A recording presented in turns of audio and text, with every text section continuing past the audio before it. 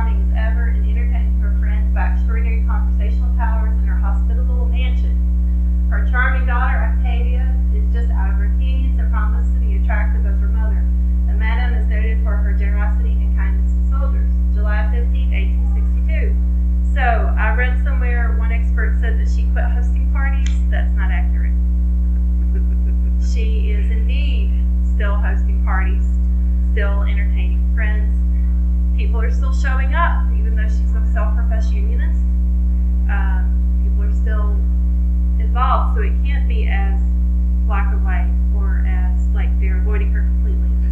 She's definitely a Mobilian, and she's still throwing a party, right? Correct. Still going on. Okay. Then George Walton Jr. dies January the 29th, 1863. A newspaper reports Colonel George Walton, a son of one of the signers of the old Declaration of Independence, died in Petersburg, Virginia, a few days since, aged 73 years. He was formerly territorial governor of Florida and later mayor of Mobile. He was the father of well-known Madam Octavia LaVert. They know the cemetery he was buried in, but not the grave. They do not know where he's buried at the cemetery, and I have the name, it's Bellevue, something like that. But no idea in this entire cemetery where he is laid interred. And Octavia never pursued it. As far as I can tell, there's no record of her going to her father's grave after the war. She certainly couldn't go during the war. There was no way she could get up there to Virginia during the war where he was buried. And then she never, after the war, went back to his grave. She never staked his grave. She never put a marker on his grave or anything. There's nothing. So there's no idea where he's at. You just know that he's in that cemetery. Where's the cemetery? Virginia. I mean, in Petersburg? Oh, Was she close to her dad? I don't think so. She was way more closer to her mother. But when he left, their relationship, I think, got strained. Now there are records of her going up there and visiting, but nothing. Just nothing. So I'm thinking not. You know, that kind of would have been a big deal. Octavia LaVert visits her father, you know. So it wasn't. Okay. Then this is the kicker. Death of Dr. Henry S. LaVert, March 29th of 1864. Dr. LaVert, who was a long and highly esteemed in the city, died on Tuesday night. His Auschwitz was attended by a large concourse of the most respectable citizens.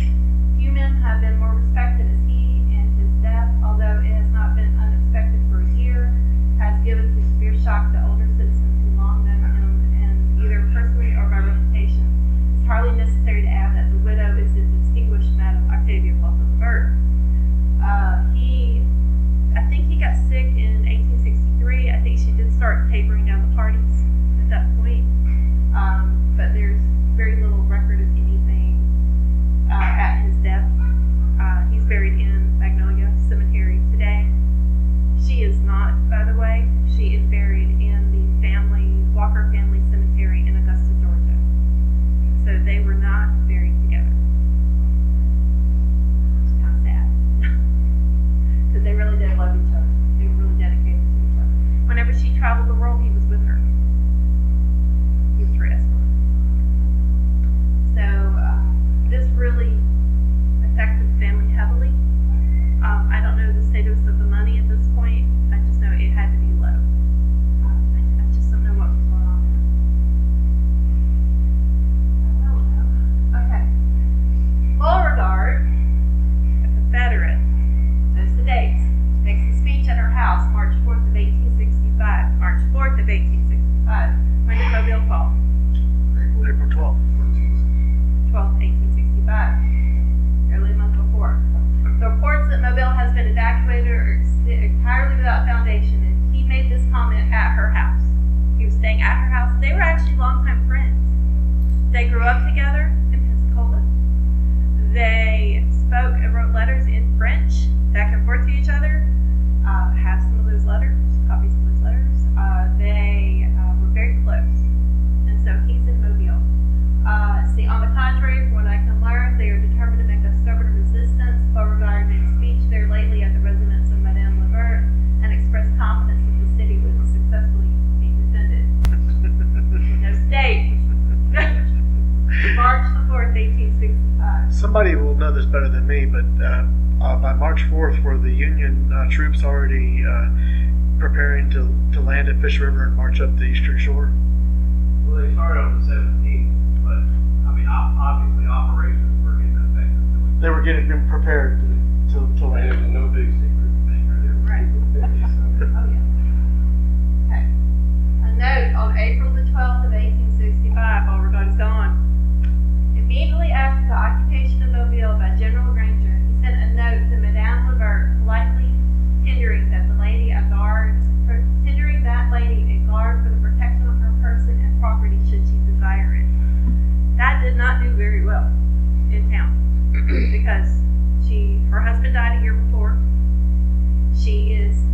herself with 2 girls. Octavia was probably depending upon a lot of people, Beauregard included, to help financially with the family at this point. Granger, Candy, when they came into town, sent this note to her. They all knew it. This note is in papers all through the North. Everybody was fully aware of it. It did not do her a whole lot of favors. It starts that they were already tolerating her, but it starts that decline of caring, or that, why are we tolerating this person? Type of deal. It's the beginning of that. Defense. May the 13th of 1865. This is a part of a letter that she wrote to the Press Register explaining her position, because people are accusing her of doing things. I have been annoyed by a report to the effect that I waved my handkerchief from the battle house to the federal troops, and find that I was present at a reception given by the wife of a distinguished functionary of the United States.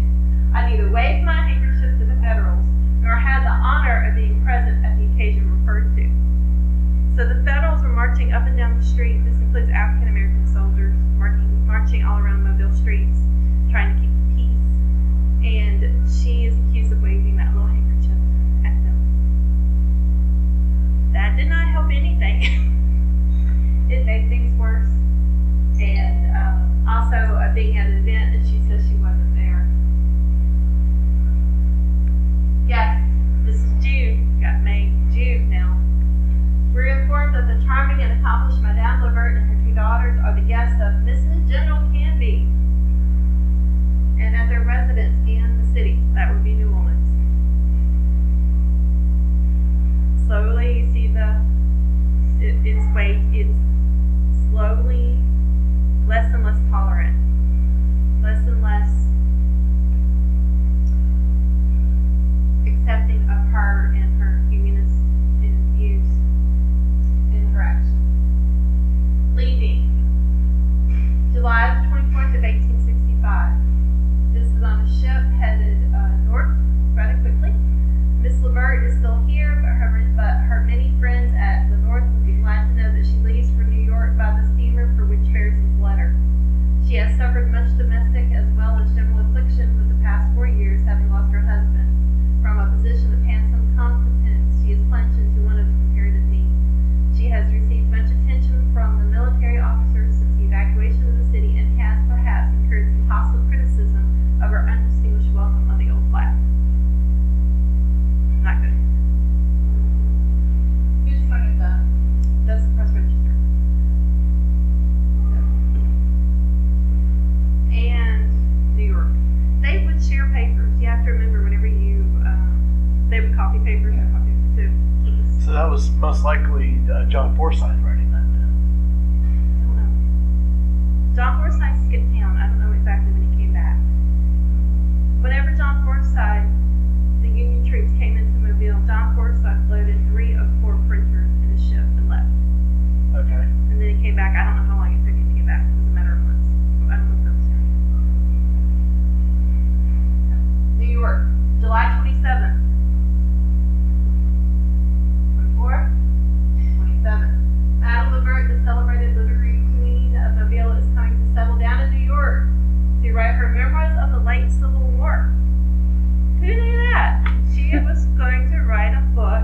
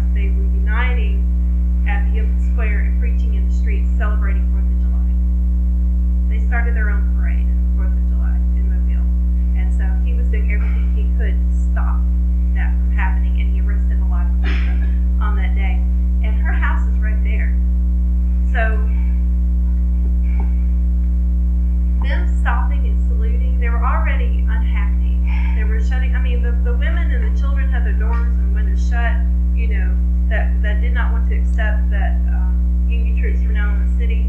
They closed the doors, tried to pretend it didn't happen. There's documents of that. They didn't leave their house for days. So whenever that happened on the 4th of July, and she's having her house greeted, and it just didn't help things.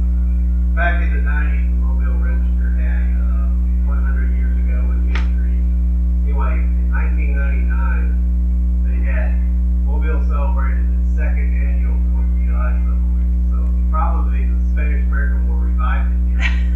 Like Pittsburgh, Mississippi didn't celebrate the World War II. Right. But Mobile stood out to the Spanish American War.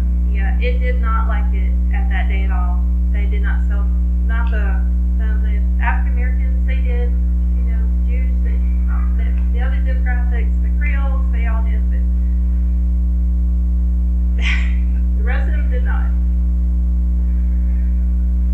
In conclusion, as you can see, our Madame LaVert went through some very trying experiences. She lost her mother, her father, her husband, and her wealth during the war. Finally, she lost her home. Any questions? Did she have just 2 children, or did she have more that died? She had 5, 3 died. 5 children, only 5? Yes. Yeah. What do you know about her house after she died? A lot of different people. See, that's another issue that came up. I can't remember his name right off. It's the Supreme Court judge of the United States. He was touring, doing a circuit of the South after the surrender, and she let him use her house. She rented her house out to him, and that didn't help either. There's a lot of things she did that didn't help. She says she was trying to foster peace a lot. She was trying to make peace any way that she could, and the war changed a lot of things. The Civil War, she was practicing the tactics that she used before the war, after the war, but the world changed. So the things that she did to make peace with groups and to make a pleasant atmosphere in her salon and do all that, those practices of getting people to talk to each other and all that and mingle, she practiced that before the war, but when she tried to do it after the war, it didn't work that way anymore. There's a lot of reports of her and people that were very short or very sarcastic with her after the war. And she continued to not have any money, and she would do a lot of things to try to raise money, but ladylike way.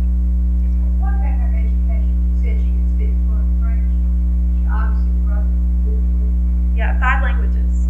She was a very unique situation because she was in Augusta, Georgia, and she came to Pensacola. She was only 11 years old when she came to Pensacola, Florida. Pensacola, Florida was a hole in the wall, pretty much at the time.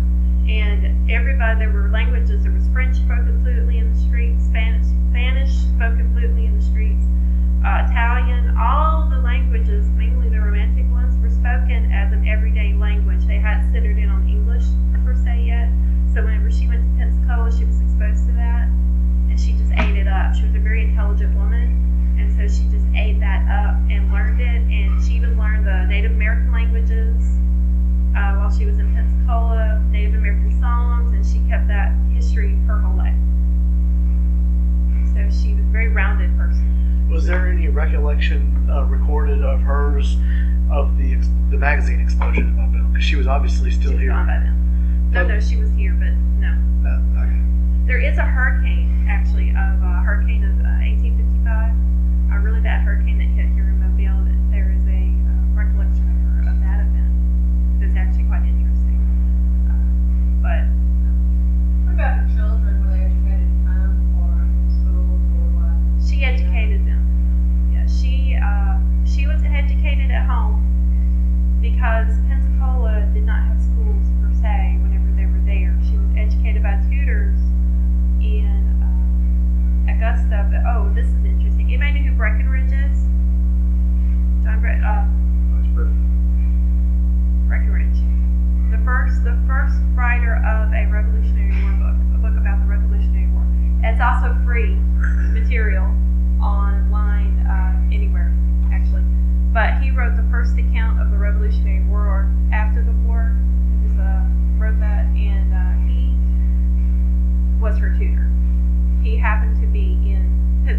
same time she was, and he was a judge there, appointed by Andrew Jackson.